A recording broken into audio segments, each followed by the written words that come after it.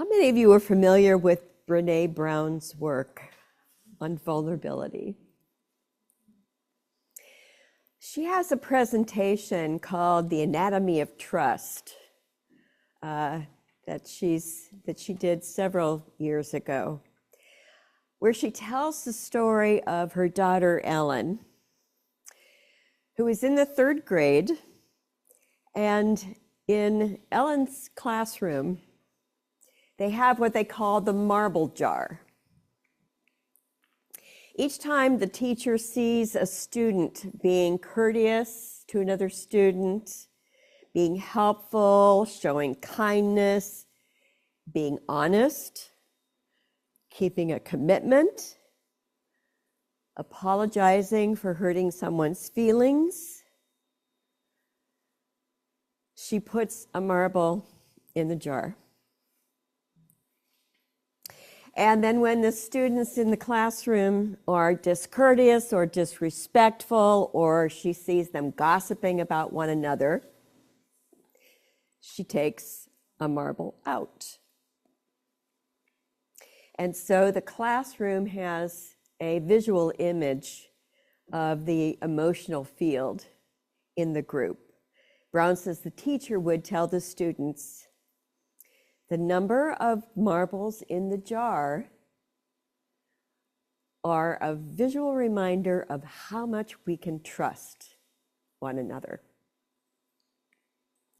Well, one day, Ellen comes home from school in tears, and she runs to her room and slams the door because she has shared a personal secret with some people that she thought were friends out on the playground. And by the time all the children get back in the classroom, everybody in the classroom knows her secret. Everyone knows, and they are snickering at her as she comes back in the classroom. And she tells Brown, she says, I will never, ever trust anyone ever again. Now, if you've been a parent and you have seen this happen to your child, you can understand Brown's next impulse, where she wanted to say, darn straight, don't ever trust anybody again except your mama. You bring all those secrets home to me. But instead, she waits a beat, and then she says to Ellen, honey, who are your marble people? Who are your marble people? Who are the friends that typically help you fill your marble jar? And Ellen says, well, Tamara helped me the other day when I was feeling chilly, and she gave me her jacket. And then there was Daniel, who actually asked me to come and play with his group of friends when everybody in the classroom was laughing at me. And Brown says, well, honey, trust is like a marble jar. People earn marbles by doing things for you and with you. And when they've earned enough marbles, it is usually a good sign that you can trust them. So share your secrets with your marble jar friends. I've always loved this story. Share with your marble jar friends. Trust is built in the smallest of moments. And Brene Brown refers to these times as marble jar moments. Your boss asks you about your mother's chemo treatments. There's a marble. Your neighbor offers to take care of your children in the afternoon. There's another marble. People who ask for help, who are vulnerable enough to ask other people to help them, are actually good marble jar people, usually, because then you know there's reciprocity there. There's a chance that they will help you when you are needing support. Maybe your spouse notices that there's something wrong before you have a chance to say anything. These are the small things that help develop trust over time. And yet I've often found that it only takes one betrayal to unravel all of that, doesn't it? One act of betrayal can make you wonder if all those previous marbles were real. Was she really sincere when she said she loved me? Was he really being honest when he said everything that we talked about would stay between us? Betrayal hurts, doesn't it? And betrayal stays with us for a long time. What do we do when our hearts are broken by someone who we feel betrayed by? How do we change that? Or do we want to? Some of you may remember that the last time I was here, I talked about holding brokenness. And I said at that time that I was feeling pretty hopeless about our political system, both our state system and our national system. I was seeing a lot of brokenness and breakingness in what was happening. And that sense of hopelessness is not my usual stance. And after I said that in this room, on my way, as I was driving home, I thought, I really need to look at that, because this is not the way I usually feel. And when I took time to reflect on my feelings, what I recognized was that I was feeling betrayed. I was feeling betrayed, quite honestly, by all my fellow Americans who had not voted like me. I no longer trusted my neighbors, my friends, even my family members. Anybody who didn't share my political leanings, I did not trust that they cared about my safety, my well-being. And my friends, I'm here to tell you this morning that that is a dangerous way to look at the world. It is also harmful to democracy, which I believe is already under an existential threat in much of the Western world. And so when I'm trying to make a paradigm shift, I often look for a book that is, can help me through my morass. And I found this book called Outrage, which pretty much described the way I was feeling. It's written by a UNC professor named Kurt Gray, and it just came out a few months ago. He has written a lot about much of our anxiety and confusion in this historical moment. And he writes that much of it comes from an old misconception that our prehistoric ancestors were primarily predators out in the wild, and that this predation has informed much of our human nature. Scientists, he says, introduced this theory and said that our decisions and responses have been shaped by the narrative that we have been designed to attack. And that now that we get our food in shrink-wrapped packages in grocery stores, we are prone to attack one another. But Gray calls this the destruction narrative. And politically, it leads us to think that anyone who is not on our side is out to destroy us. But then he writes, there is new evidence to show that our prehistoric ancestors were not aggressors, were not predators, but prey. So we were actually more like deer than lions. We developed a propensity to look for danger, to join in groups to keep us safer, and that our human nature was indeed shaped by the need to protect ourselves and to protect our loved ones, not prey on one another.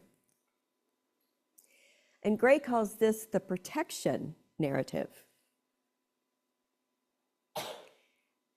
Think about how each of those narratives might lead us to look at our adversaries slightly differently. If we buy into the destruction narrative, we might see our opponents as out to destroy us, destroy our way of living, destroy our democracy, for instance. And then we might feel like the only way we can fight back is through aggression, maybe using undemocratic practices ourselves. But if we buy into the protective narrative, as Gray suggests, we might notice really that the vast majority of us, not all, but the vast majority of us are just trying to protect ourselves, our loved ones, our members of society, often by gathering into herds, either on social media or in other ways, which is what animals of prey do. Even if we disagree about what that protection looks like, what if we could see people as mostly interested in protection? As I said before, because we've descended as mammals of prey, the human mind is an incredible threat detector. Even though our lives are safer now than they have been throughout history, we continue to look for harm everywhere we look. And I am not suggesting that there is not harm being done. There is. But what if we were to shift from a predator to a prey paradigm and stopped asking, who is after me and what are they going to do to me next, to the question of, what are they afraid of? What are they afraid of? As I began making this paradigm shift myself from a destruction narrative to a protection narrative, I began to feel more hopeful. It lessens my sense of betrayal, and it refocuses my outrage on the kinds of things that are harmful for all of our lives, regardless of our political stance. Harmful to the democratic spirit, like unrestrained selfishness, megalomaniacal leadership. The threat of harm through violence and lying and disrespect and unfairness. I am outraged by the destruction narrative that has become so entrenched in our society through social media personalities, TV pundits, politicians, all of whom have profited by our discord and our distrust of one another. Our author, Amanda Ripley, has a great term for these folks. She calls them conflict entrepreneurs. Conflict entrepreneurs.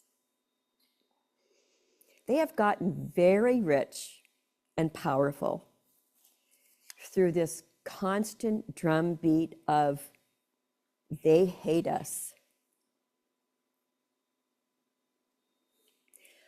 I'm very worried about all forms of anti-pluralism, including political anti-pluralism. Modern democracies are founded on political pluralism, which by that I mean the coexistence of different ideologies by compromise. And so perhaps we could refocus our outrage on our leaders' inability to listen to each other and make compromises. I have begun to trust again that the vast majority of my fellow citizens feel the same way, and that we do have a common morality that is ultimately rooted in concern for protecting ourselves, our families, and our communities. I trust that the vast majority of us are all disgusted by many of the things that we see in our politics today. What if we could find common cause and be outraged together whenever we witness things like unbridled selfishness, oligarchy, lying and cheating to gain power? None of this means that we give up our passions or our ideals. It doesn't mean that we don't have strong opinions. In fact, I find that whenever we have sensed a strong betrayal of some sort, whenever we find ourselves back on the bottom rung of trust, often the first step is to do a moral inventory of our own passions and ideals and learn to trust ourselves again. Learn to trust how we feel about what is wrong and right out in the world.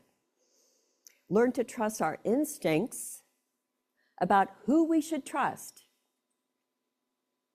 Who are our marble jar people and who have proven themselves not to be?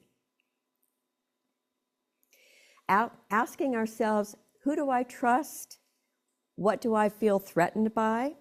And why? And how is this historical moment affecting my personal safety? What do I have the integrity to practice and not just profess what I believe? I think that when we can trust ourselves to answer these questions affirmatively most of the time, then we have shown ourselves to be worthy of trust. We become marble jar people. And then we can learn to recognize and be drawn to other marble jar people We can stop equating trust with people who look and think and act and believe as I do. You begin to ask instead, is this person authentic? Is this person respectful? Are they reliable? Are they clear about what they believe and why they believe it? Are they walking their talk? We can begin to discover marble jar people of all political persuasions. Most of my dear relatives who live in Iowa and Minnesota voted differently than me this last election. Actually, most elections. Every election, I think, actually. And they are still my primary marble jar people. I have never applied the destruction narrative to them. And why is this? Because I know them to be good people, people who help their communities, support their friends, their neighbors, their co-workers. They give to charity. They speak up for what they think is right, respectfully. And consistent with the protection narrative, they do everything they can to protect the things that they care about and the people that they care about. They are the primary reason why I can live comfortably here in North Carolina with a 97-year-old mother in Minnesota who lives by herself, because I know that they are there for her. And I'm grateful for that, for their love and their support and protection. And they always help me remember that the destruction narrative is wrong and unfair. Learning to earn one another's trust is ultimately a spiritual practice. We can only learn to trust one another if we take the time to know one another and listen to one another's stories. Peter Morales, our president of the UUA for some time ago, once wrote, "Trust is what love looks like when it has matured, when love has deepened, when love aspires to a common purpose." Together, my friends, we can do amazing things. And together we can create the world that we dream of. May it be so, and blessed be.